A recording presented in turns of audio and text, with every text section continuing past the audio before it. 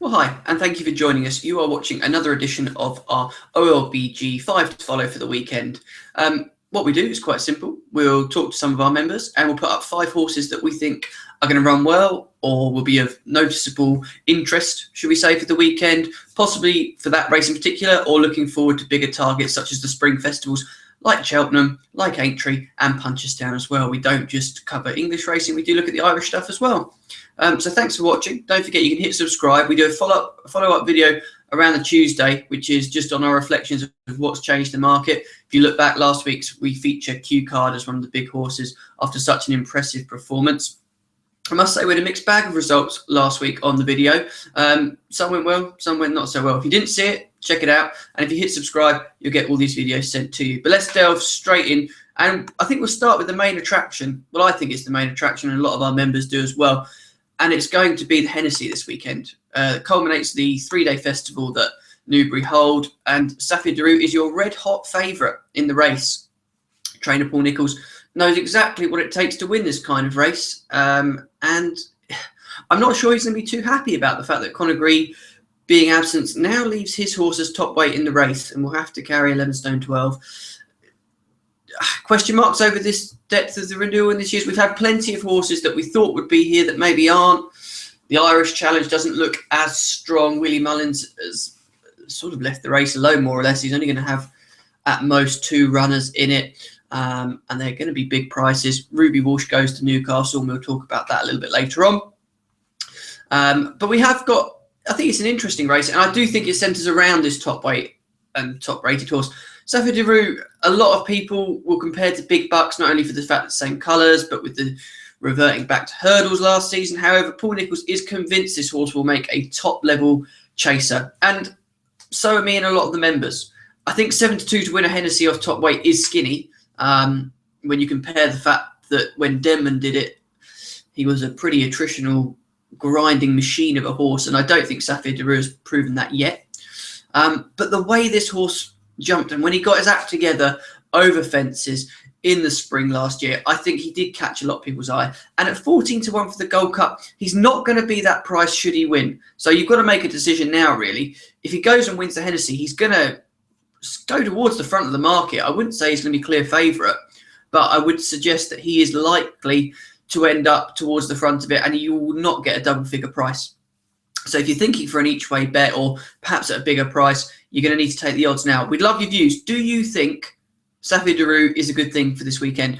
I think it will go off favourite with our members. It's definitely going to go off favourite with the bookies in the current markets as well. It was as big as around 5 to 1 last week when you had Conor Gree still in there. However, unfortunately, with him schooling poorly and not making the lineup, Saphir will be your clear favourite. But let us know, do you think that that horse is going to win? I'd like to see it. I'd be interested to see the trainer's thoughts before and after. Given last weekend, Silvagnaco Conti was a really popular horse up until around an hour before the race, and then the money for Q Card just arrived.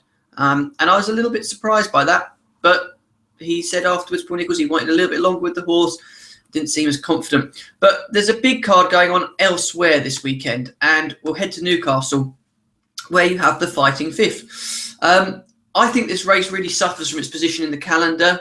Unfortunately, with the Betfair hurdle that we see last weekend, and Irvin is going to reappear, as is Top Notch, our selection for the race. Top Notch was put up by a member who said to me, he felt Irvin having those 3 runs in such a short space of time is difficult, but Top Notch having his opening run last weekend, he thought he was going to come on for the run, and at 6 to 1 in a 7-runner field, he looked a big price. The Willie Mullins horse will go off favourite. Ruby Walsh is going to Newcastle, probably just to ride that horse. It's understandable why the horse is popular. However, I think you might want to oppose it, and I don't know if the horse is there on his own merits or merely to yardstick against some other potential rivals for his superstars in the yard. You've obviously got Faheen and Nicholas Canyon that will be sat at home watching this and waiting to see what happens. If Top Notch wins it, I don't think he's going to suddenly go a short price for the Champion Hurdle, but you won't get a 40 to 1 that you can do now. I think the Champion Hurdle is going to be a fascinating race in March. Is Top Notch value at 40 to 1? Or if you like it, if you think about it, if you think Faheen and Nicholas Canyon are that good, you are playing for third. But then again, anything can happen. Fahim, people thought was going to go unbeaten for the season. We put that as a suggested possible bet, and look what happened. He got beaten by his stablemate. So top notch. It'll be interesting to see how he comes on from the run. Irvin, if Irvin wins, it's going to be a fantastic achievement for Paul Nicholls to have that horse out so quickly. Appreciate last weekend was a bit of a tactical race, top notch as well. They possibly suffered 4-runner field. Was it a truly run race? Maybe not, but we'll be having to wait and see what comes out of it. But it'll be interesting. It's a shame for Newcastle they haven't got a slightly better class of runner, but it should be a good race all the same. 7 runners.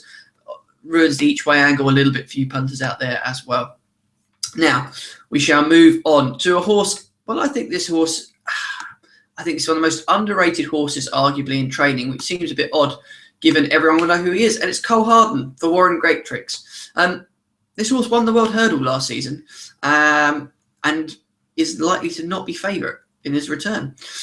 He's around the 9-4 mark at the moment, with Nicky Henderson's Whisper just ahead of him. And it is a really competitive long walk. I think this race has an interesting shape to it. You can just about still get 10s for the World Hurdle March.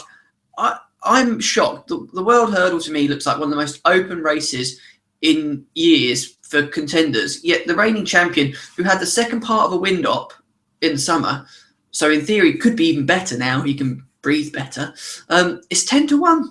I'd love you guys to tell me what you think about that. You know, you think of the days of old in the staying hurdle division, and you had big bucks versus everything else. I'm not saying Cole Harden's going to go and become a big bucks, but it's a bit of an insult to the trainer. And if he was trained by one of the big 3 trainers, if you like, if it was a Willie Mullins, if it was a Paul Nicholls, he wouldn't be 10-1. And I think it's really unfair on One Great Tricks that he is. But the good news for us is it gives us a much bigger price. And the OLBG members, a couple of them agree with me. They said it should not be a double figure price. And I think if he wins on his reappearance, that price will disappear.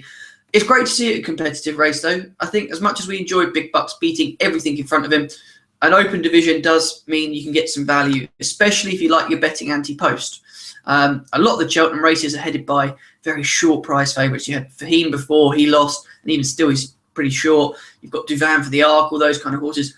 World Hurdle at 10-1 bar. If you fancy a horse, you're going to get a good price. So take a look at it before the weekend, because it could change the market. If it goes and gets beaten, we might get an even bigger price. But tell me who you think wins the World Hurdle. It's mind-boggling to try and pick one out at this stage, but I, for one, think Cole Harden is going to go well, as do the OLBG members. Right, let's have a look. We're going to carry on our talk now, and we're going to head to Ireland. Now, we do tend to pop 1 or 2 horses in every week from Ireland. This one in particular will be of interest to those of you that like your chasers. Outlander, trained by Willie Mullins.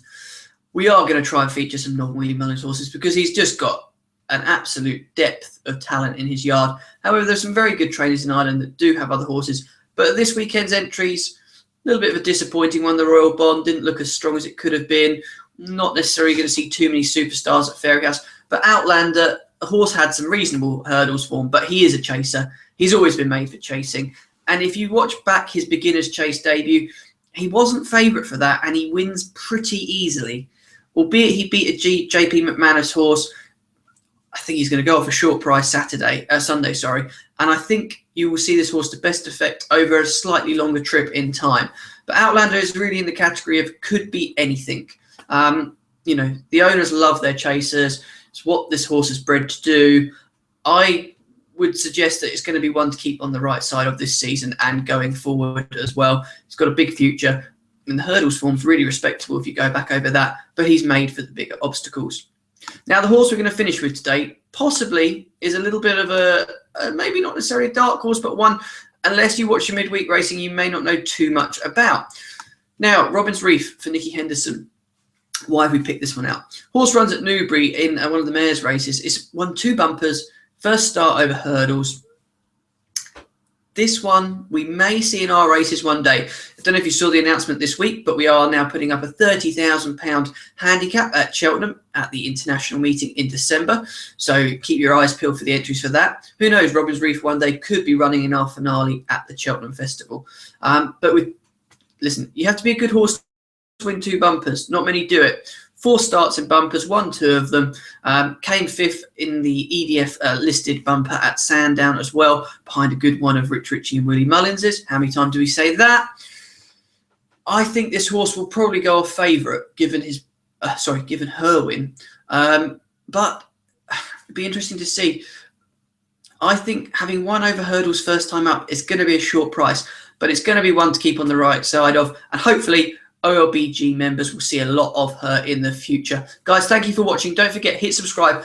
And the comment I'll leave you with is your best horse of the weekend. Quite simply, put them up and let's see how many of you can land some winners. Thank you for watching. Subscribe to the channel, like the video, and give us your feedback. What horses are you wanting to see featured? Because we'll do them. Thanks for watching.